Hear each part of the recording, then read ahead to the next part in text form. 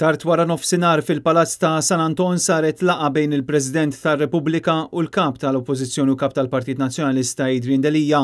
Dan seħħ wara l-iżviluppi politiċi li kellna fl-aħħar jiem, partikolarment minn mindu tlaqqa l-Grupp Parlamentari tal-Partit Nazzjonalista fejn tressaq vot ta' fiduċja. Ftit tal-ħin qabel id-deputati Chris Said u Claudette Buttigieg ħarġu mill-Palazz fejn marru jiltaqgħu mal-President George Vella u ddikjaraw il huma m'għadhomx jirrikonoxxu lil Adrian Delija bħala kap tal-Oppożizzjoni u minflok iridu lid-deputat Therese Komodini Kakija.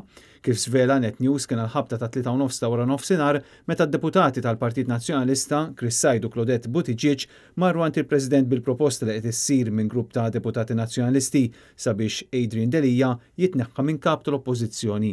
Il-laqgħa fil-Palazz ta' San Anton damet ftit aktar minn siegħa. Fit-tmiema Said u Buttigieg ma taw ebda kummenti lil ġurnalisti. Nifhmu li l-President se jkun qed jieħu l-ħin biex jara x'għandu jkun il-passi li jmiss. Dan l-istazzjon huwa infurmat li l-President tar-Repubblika se jkun qed isejjaħ għal kull membru tal-Oppożizzjoni.